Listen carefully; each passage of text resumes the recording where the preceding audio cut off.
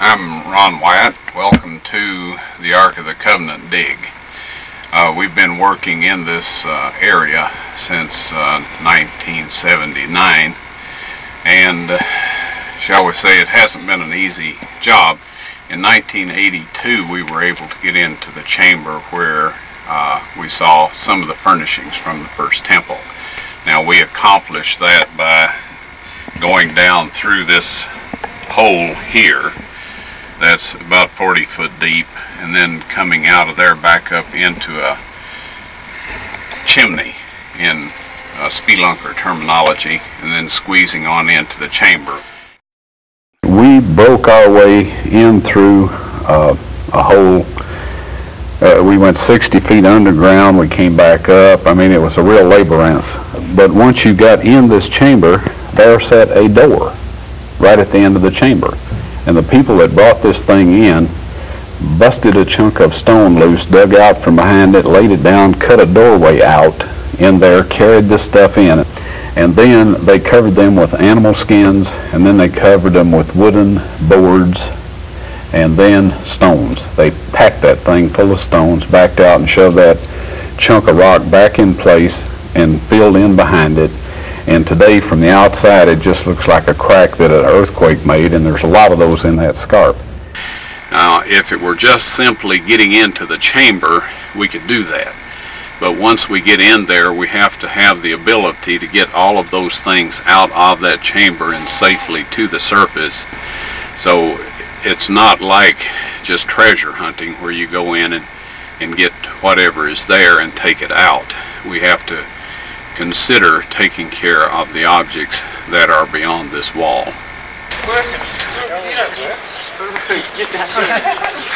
And we're bringing the radar scanning equipment out of the hotel here.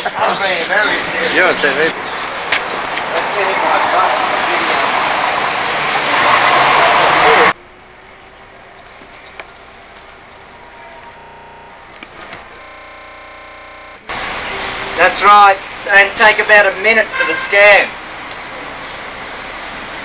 Alright. Tell them to start.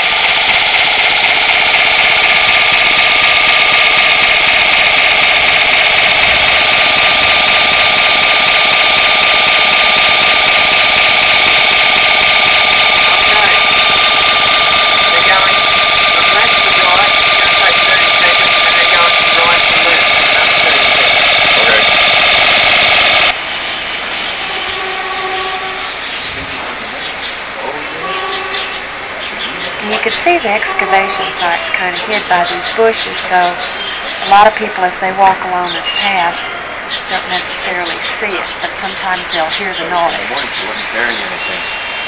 Noon when she went to lunch.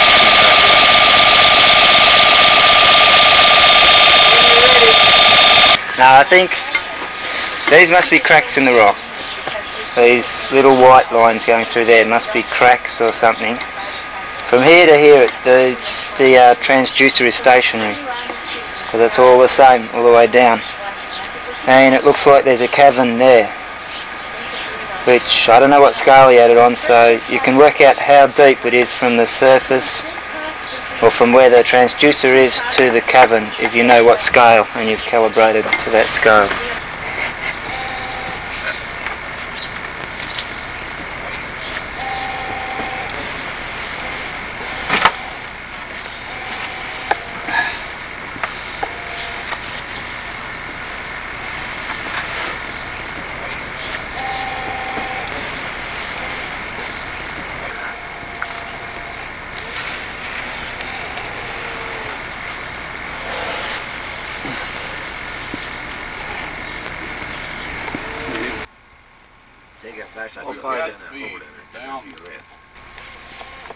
This is what, 40 feet down? Roughly, yeah. 44 feet down? Yeah. Old wall we found. All digging down.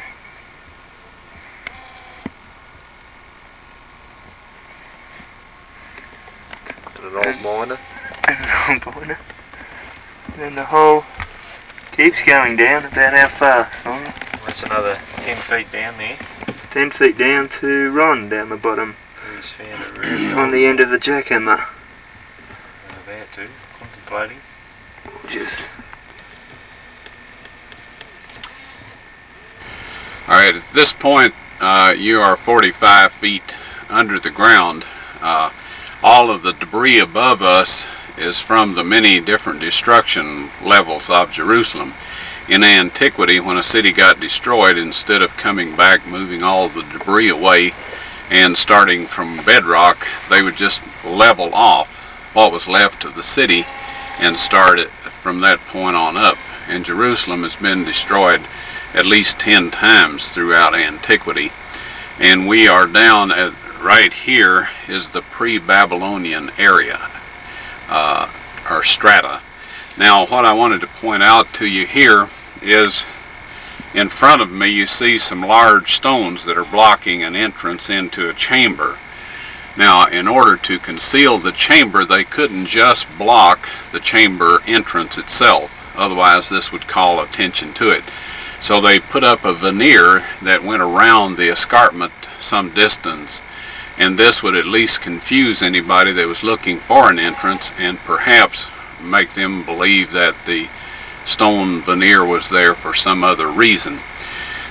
Now in this particular quarry and in many others from antiquity, they would cut the stone back until they came to chambers, or where the water had eroded and dissolved the stone away. This type material was unusable for their purposes in cutting out good strong blocks of stone for building purposes. So when they cut into these chambers, they would go around and leave a thin wall between the chamber and the outside, taking all of the good stone away. So this is a situation that we're looking at here, and that we have looked at in several other areas in this particular cave complex.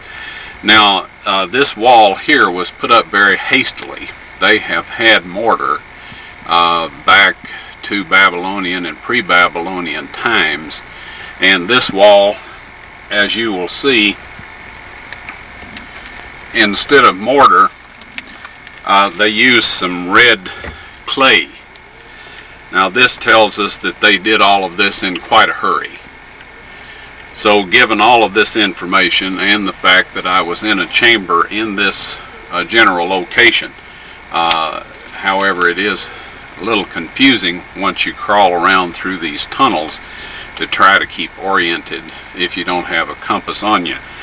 But our radar, our subsurface interface radar scanner, shows that there is a chamber approximately 18 inches behind this wall, and one of the shots that we got from the side showed a level of contents in the chamber with lessened contents near the bottom, and in experimentation we find that this usually represents something that's standing on legs or up on some sort of a pedestal.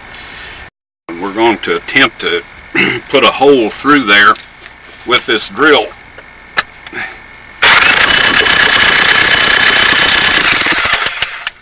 Alright, now as we're down here with a lot of debris over us, quite enough to bury us, and some future archaeologist, if time lasts long enough, would find our remains, that is too much vibration down in this area and would trigger earth slides, which we have experienced several of. So you can see, this is teensy. This is frightening.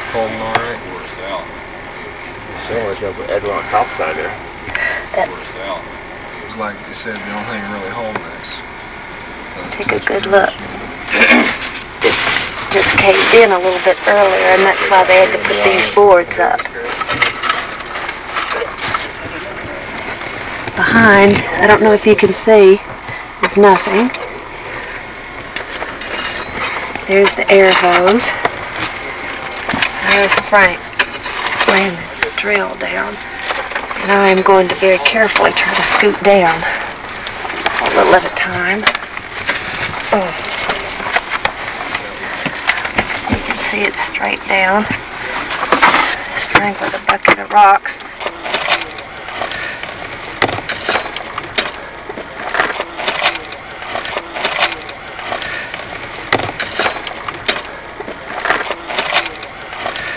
Can you see the full depth of it over there where Bob is?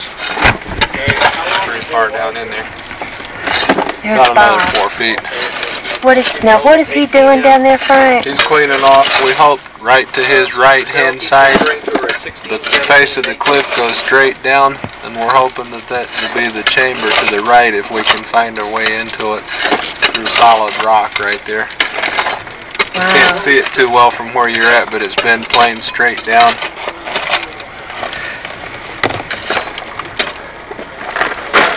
Over here to my left is where we had the cave in, where all this is missing. Right there. I don't know if this is recording very well or not. Looks like I'm fogged up, but you can see I am in a very confined space. And these guys have been working in here non-stop, day after day. Probably try to find the entrance, because to use a jackhammer with all this loose material would be almost impossible. We've already had one cave in. Yeah. So we'll have to go for finding some way into it, if we can, like a door or some kind of an entrance to it. It's hard to believe. I think I probably better call it quits and back up behind me and exit so they can get someone in here to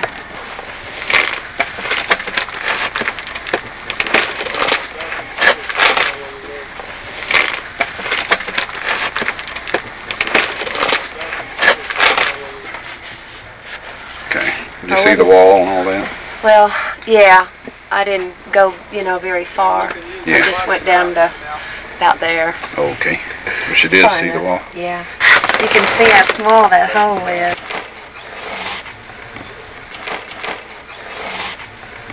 I don't know how I got in there. I could hardly get in there. And there's the air hose, which doubles as the communications line. Show you this whole chamber. At times there would be, how many men in here, Dale, at one time? 7 or 8. And I'm looking straight up now. Uh-oh, I hear... Bucket coming up! Oh, bucket. Yeah, now this is what they do. They haul the buckets up, and then... You got my thumb They in put there. them, Okay, go ahead. Dale puts them on, Oh. and Ed up there is hoisting it up through the hole. And Simon's grabbing it and handing it to Nathan. And Nathan's giving it to Mark, who's hauling it off to the dump. Pull. Dale, you got any buckets empty out there? Yep. One down below?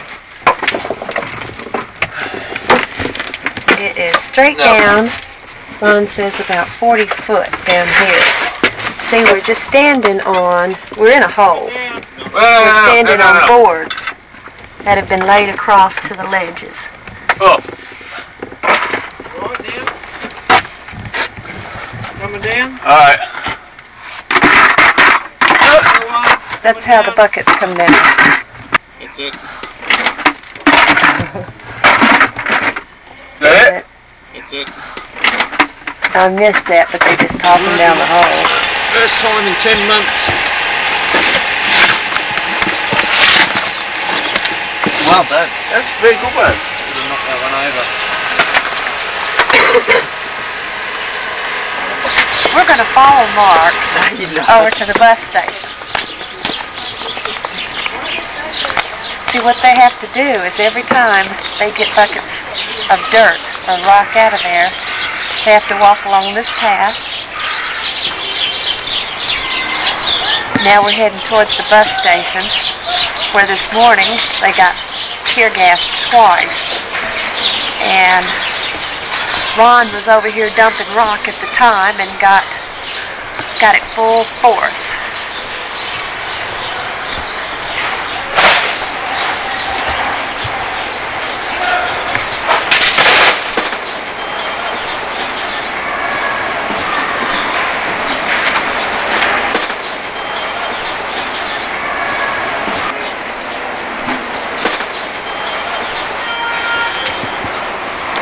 this is where they dump. You can see it's quite full.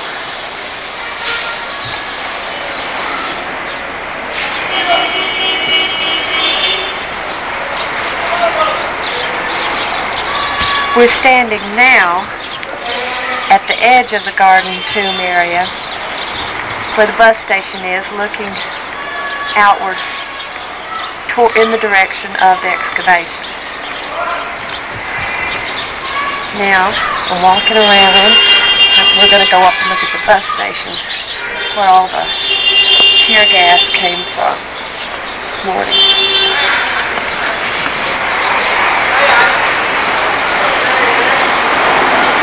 There it is. I'll get over here in a better position. By far, it is straight down.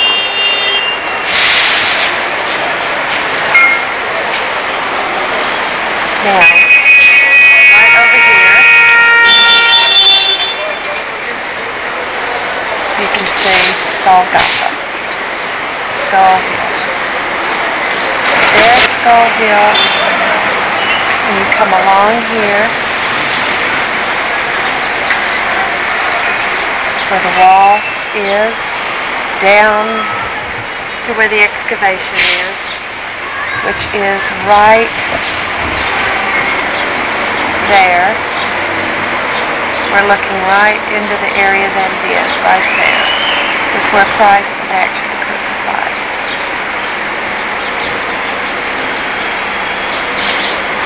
And then right around the corner is his tomb. Jerusalem is situated on two mountains, Mount Zion on the west and Mount Moriah on the east. Moriah extends from the Temple Mount on the south end and continues beyond the city wall to the north. In ancient times, a dry moat was cut through this mountain to prevent invading armies from easily entering the city from the north. The northern part of the mountain, located outside of the city, was then used at some point in time as a quarry, and where the mountain was cut away is very visible. Along the escarpment or cliff face which was formed when it was quarried is located the tomb. Also along this escarpment is the well-known skull face. And between the skull face and the tomb is the site Ron Uaettt pointed to in 1978 when he said, "That's Jeremiah's grotto, and the Ark of the Covenant is in there." North of the city wall of Jerusalem sits a beautiful garden. Within this garden is the tomb known as the Garden Tomb, chiseled into the rock of the northern part of Mount Moriah. Okay, now we're going to go in.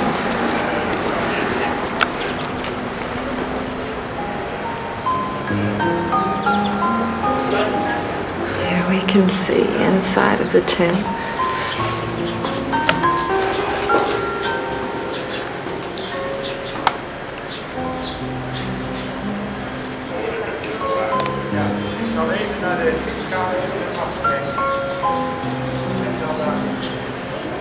It's a very old cross.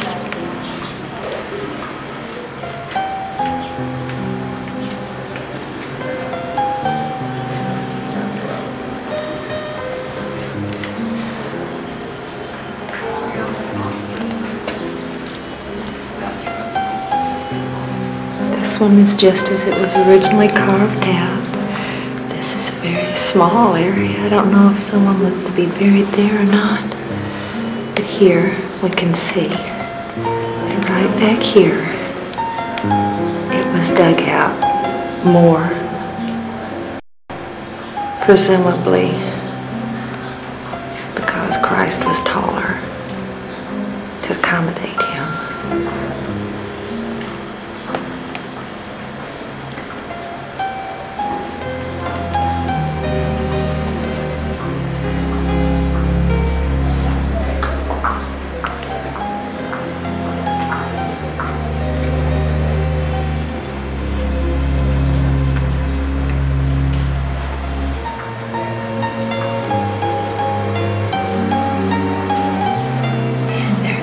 Shaft.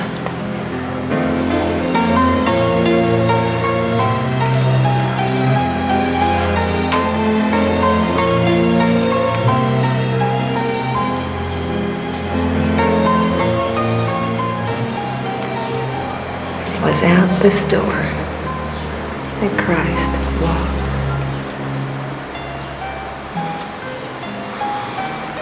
Walked on this floor.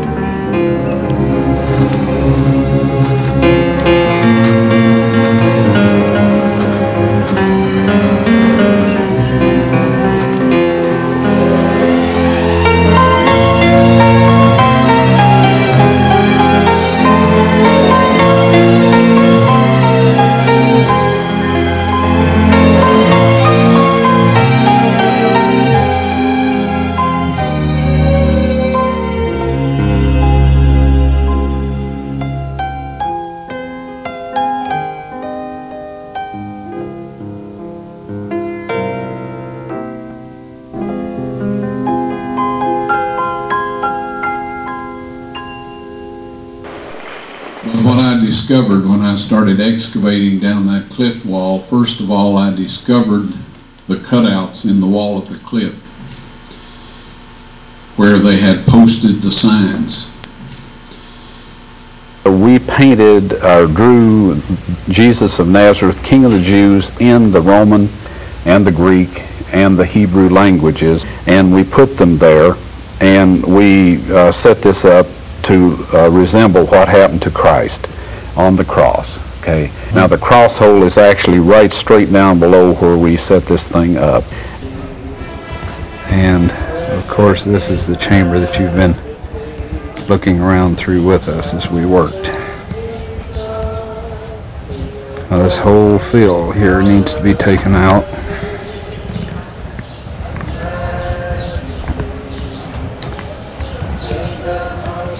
Here we have niches.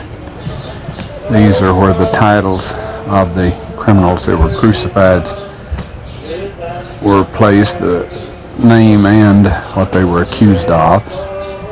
This is one right here, and then there's one right up there, and then of course there's one right under that rubble right there that we have filmed before. All of that needs to come out, and right back directly behind and under all of that rubble is a cross hole right directly below the center line of these niches. And then out from that is a first century Christian church, and the massive 13-foot 2-inch stone that sealed the sepulcher that Christ was buried in is affixed into the wall of that first century church that's buried on this site. And this then is the Calvary Scarp, or escarpment, the place outside the city on the north side where most of the traffic passed through that criminals were executed.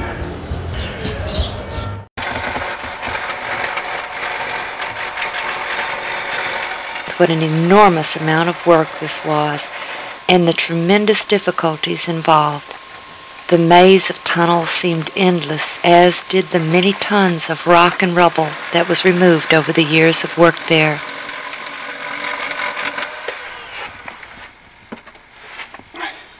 He didn't confine his search for the tunnel to the cave system. He believed for various reasons that it most likely had its beginning in Zedekiah's cave, the huge ancient quarry underneath the old city, carved out of the southern portion of Mount Moriah. He found a tunnel entrance sealed with blocks which appeared to be heading in the correct direction. Now there's two things that are immediately apparent. One is from the color of that rock. This is the old water channel. Also that you're looking at almost a 6-foot hole there that's been plugged with those rocks, and it's aimed exactly in the direction excavation across the street is located in. Now here's another thing that wasn't noticed. This rock right immediately to your left is part of a wall. This right here. See that stone, another stone below it. So this was double sealed. And whoever explored the cave in recent times broke through this one, but then they did not break through that second one. And we can assume that there's maybe some more baffles or blocked areas farther back. Upon opening it, he resealed it. It was not the tunnel he was looking for. Each time Ron and his crew excavated, the entrance to the cave system had to be refilled and the area completely cleaned up before they left. This was a tremendous task, as was reopening it each time they returned. So Ron finally installed a steel door which could be easily covered and uncovered with dirt and gravel, yet it allowed easy entrance. It also allowed him the ability to enter the system alone without a crew. This same trip, he and the crew built a beautiful retaining wall around the area of ground directly below the cutouts or niches and above the cross holes. Getting a little look at our fancy stonework.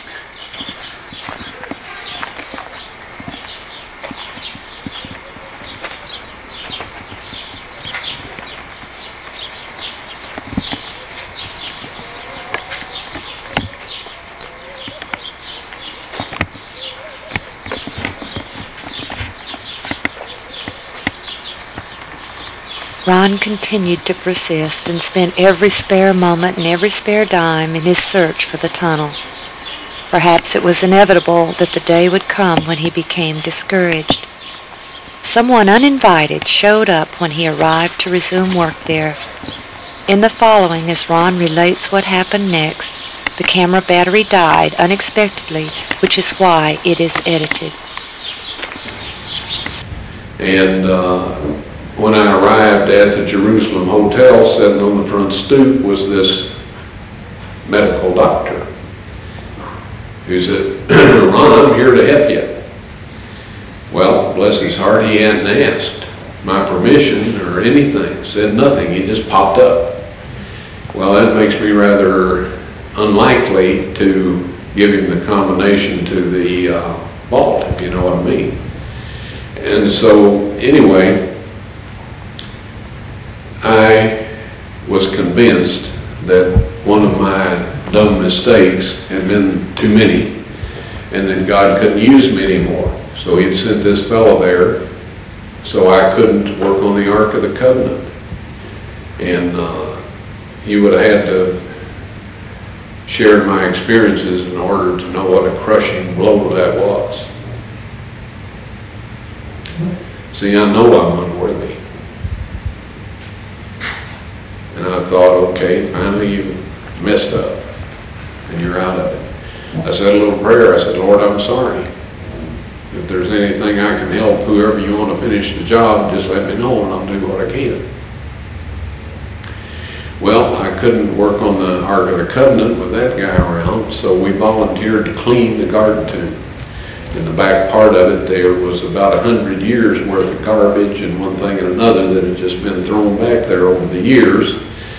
So we hauled out of there something like 20 big truckloads of trash.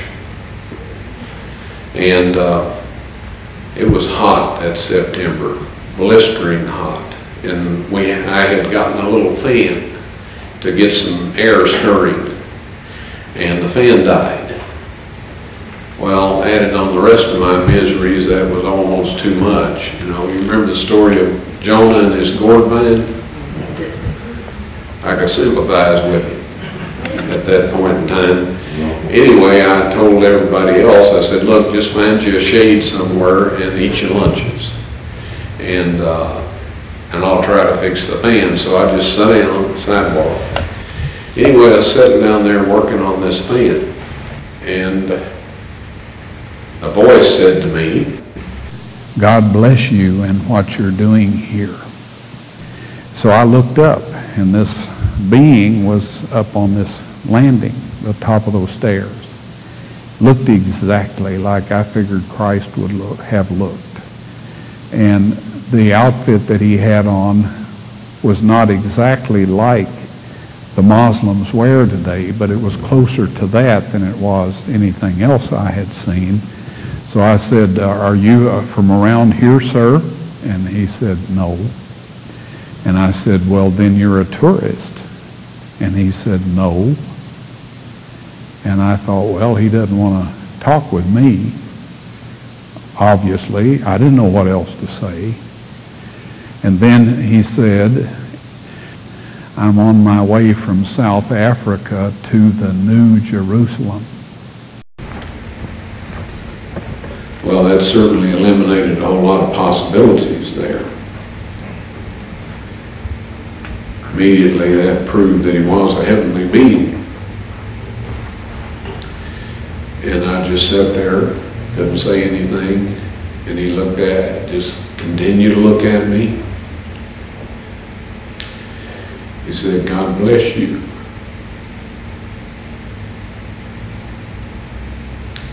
And what you're doing here.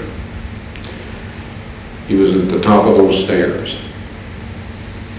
And he walked right back that little short sidewalk, took a right at that big pine tree, and headed for the front gate. Well, this doctor of all people was the only one in earshot.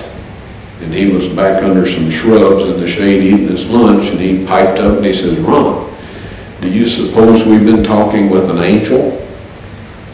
And I said, "At least." Well, I worked with great enthusiasm for the rest of that day. When we left the garden tomb, I asked the ladies in there, I said, "What did you think of that big, tall man dressed in ancient Jewish garb?" They looked at me kind of funny. And they said, "There's been nobody in here like that today."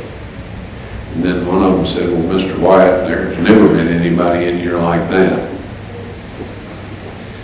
So somewhere between where he turned right past that pine tree and before he got to the office, he went on to the New Jerusalem.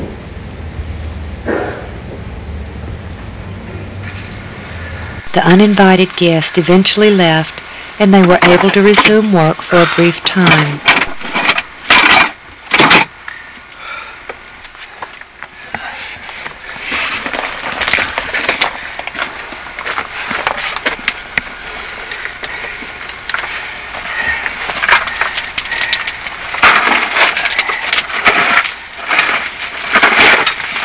At this time, Ron made the following discovery.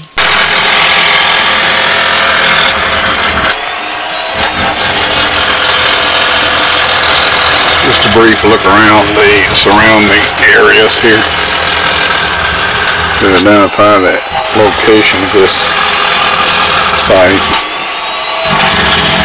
Down to the left, of course, is down where the work's being done in the excavation. As you hear the electric jackhammer, we have been probing around up here by the cross hole, and just immediately to the left of the film container you see some dark pigmented material. Now this appears to be dried blood, but we do plan to put some of this in the film case and take it back and have it analyzed to see if it is blood. Now this is right under the cutouts where Christ was crucified and near the cross hole that we believe to be the one he was crucified on.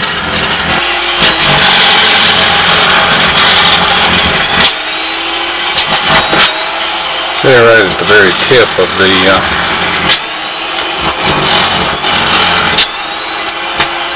tab, there's some more of this real dark material. As soon as it's exposed to the light, it begins to turn a lighter brown, and this is typical of very old blood. So we'll take some more of this sample here, and it seems to have come down through this area here, as we've collected it all the way along and down into this crevice that communicates with the chamber that the Ark of the Covenant's in. It comes right down through here and down this way and around through a crack right in here and down through this area.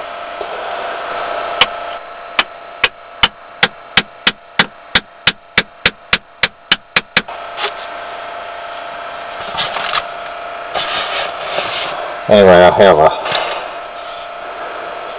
several samples of it that I have taken. For many years the specimen sat untouched. Then in 1996, when Ron was in Great Britain, Richard and Elizabeth Reeves and their sons came to Nashville to our home. Richard had a new, unique, and very powerful microscope he wanted to show us. Leviticus 17:14 informs us that the life of all flesh is the blood thereof. Once again, scientists are finding out that the truths of Scripture are far more literal than they ever imagined. Tiny particles have been discovered in blood that are seemingly indestructible. These tiny particles are less than 1/10 of a micron in size, and while they cannot be seen using standard medical microscopes, new methods of microscopy have been developed which makes it possible to see them in their living state. The French scientist Gaston Naessens designed special microscope components that would allow him to see these particles, which he entitles somatids, meaning the body that creates. Through experimentation, Professor Naessens found that these somatids contain genetic material yet to be fully understood by the scientific community. They are polymorphic in nature, growing from stage to stage, and are unaffected by high temperatures, extremely toxic chemicals, or even nuclear radiation. Professor Naessens believes these somatids to be subcellular living and reproducing entities, the precursor of DNA, and that they may be the building blocks of life. About 6 years ago, I learned about these particles as a result of some research that I was conducting, which was totally non-related to archaeology. At that time, I was using a standard medical microscope, and while I could not see these particles, I knew they had to be there. I began to develop my own microscope patterned after the design of Professor Naessens. What you see behind me is that microscope in its latest stage of development. The microscope employs an extremely bright xenon or mercury light source, which can be combined with tungsten light. The light is directed across the microscopic specimen rather than on or through it in what is known as a dark field configuration. The light reflecting off the object is transmitted through the microscope and is magnified over 1,000 times. The image is then captured by a sensitive CCD camera and transmitted to a monitor for viewing at screen magnifications of up to 30,000x. Under these conditions, the tiny living particles can plainly be seen against a dark background. In 1996, my family and I made a trip to Nashville to visit the Uaetts. I brought along the microscope, which at that time was somewhat portable in its early stage of development, and set it up in the basement of the Uaett's house. One evening, Mary Nell Uaettt asked me to take a look at some material from a burial cave to see if these tiny particles were present. Without my knowledge, one of the samples was actually the blood sample that Ron had taken from the Ark of the Covenant dig.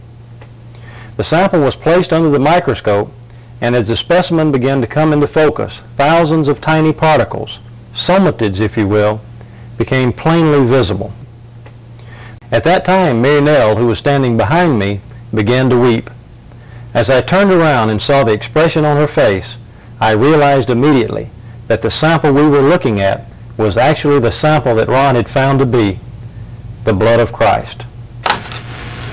Okay, Mary Nell's going to take the sample and mix it with sterile water.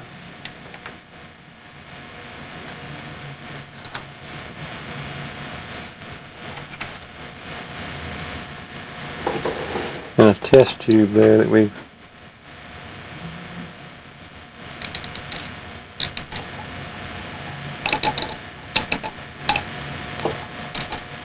that'll be enough. Okay.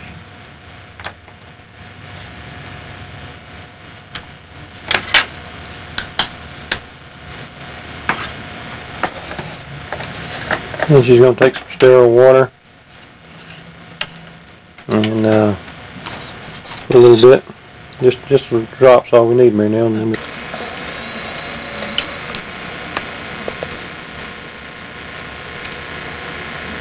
okay, so now that we've got the sample on the slide, we'll go ahead and focus into the sample and see what comes up on the screen here.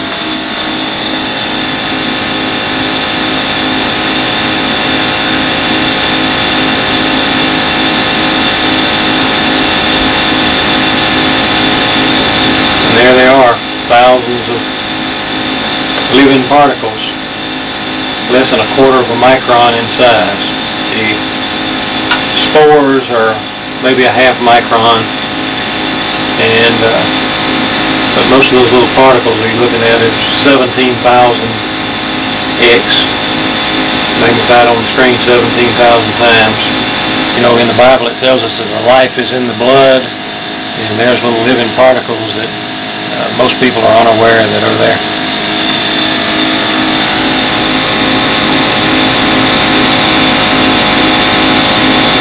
This is the same thing we see in living blood. The scientist in Canada says that these things never die. The blood may dry up, but these things, he says, they're indestructible, and he says they are the basis of life.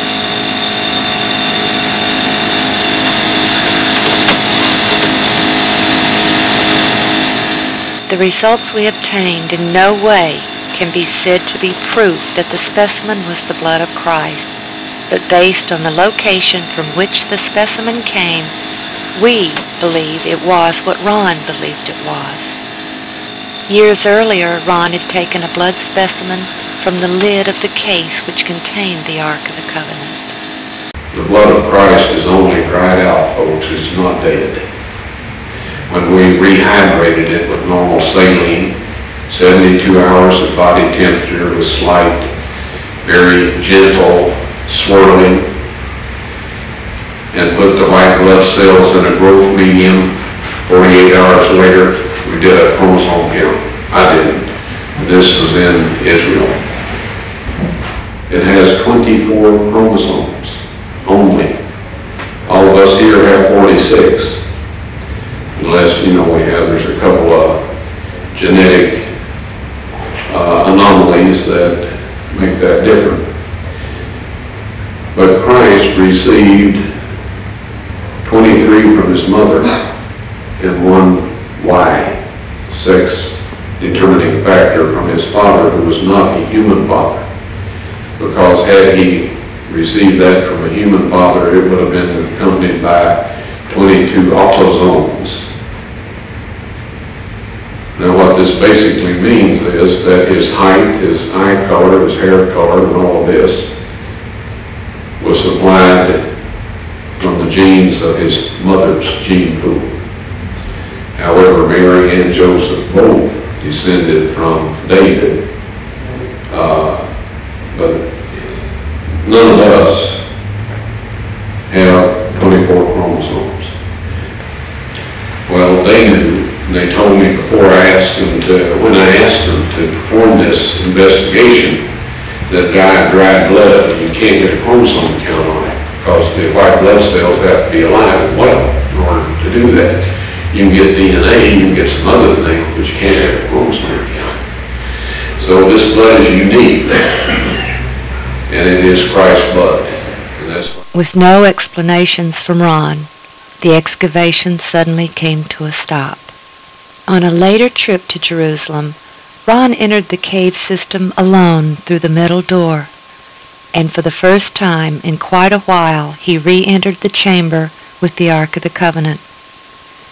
To his utter surprise and disbelief, he found the chamber had been completely cleaned out and all the items from the temple were set up. No longer was the Ark in the stone case. The chamber where I found the Ark of the Covenant has since been perfectly cleaned out. And the Ark of the Covenant, the table of showbread, the candlestick, the golden altar of incense, they are all set out as they were in the earthly temple, except that the Ark of the Covenant is setting against the 12-foot long and 18-foot wide or high wall. He found the original tunnel was also cleaned out, and he followed it to discover that it did indeed open into Zedekiah's cave. It was not the tunnel he and his crew had opened earlier. In the following years, Ron entered the chamber with the Ark a number of times. Yes, the tables of stone were found in the Ark of the Covenant. I removed them with the assistance of 4 angels who lifted the mercy seat, which I would estimate weighs about 900 pounds of solid gold. And one of these angels told me to take the tables of stone out of there. He said God wants everyone to see those. And so I took them out, backed up, stood there, frozen in place, and I just can't describe my physical state or mental state or anything else. If I didn't have some physical evidence to prove it happened, I'd think I had a dream or something. But anyway, they're on a stone ledge right in the same chamber. That's where the angel put them after I handed them to him. I didn't know what to do with them. And I was told that these are to be presented with the blood evidence when the mark of the beast law is passed or enforced.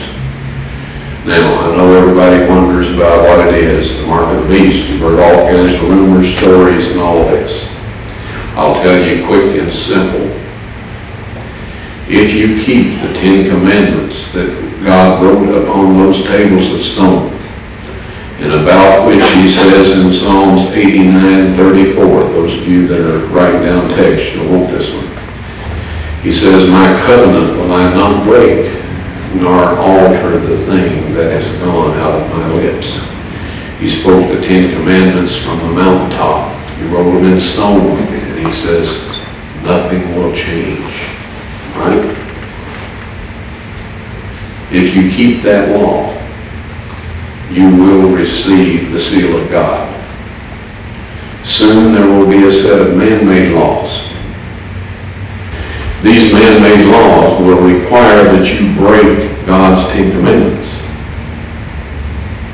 Christ said of the Pharisees, "For it is in vain that they do worship me, teaching for doctrines the commandments of men."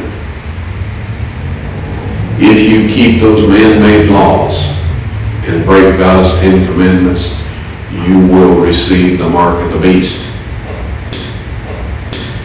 The blood of his Son on the mercy seat at the Ark of the Covenant.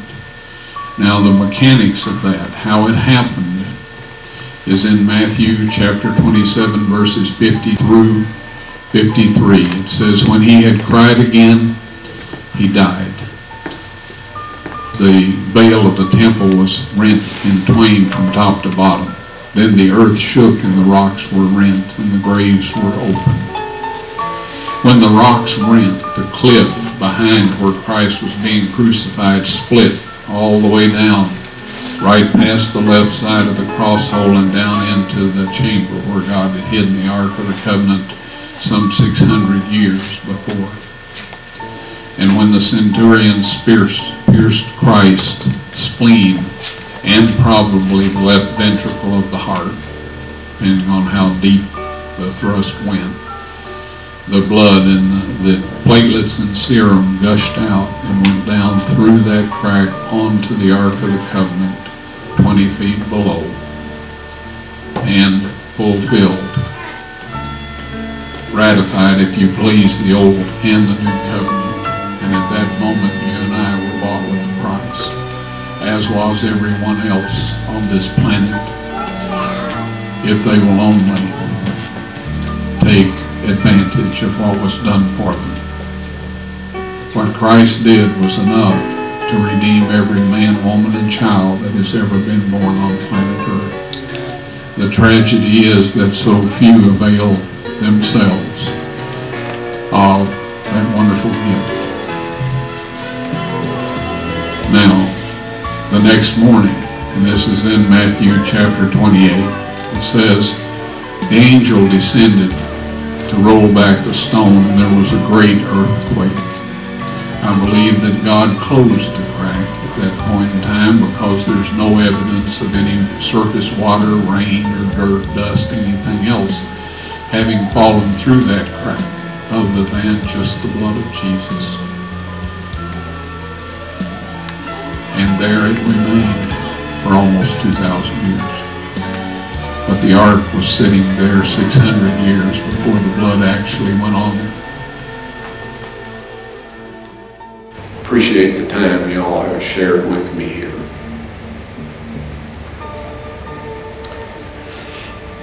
When I get to heaven, I'm going to look around and I want to see every one of you there. You can make it with God's help. Please,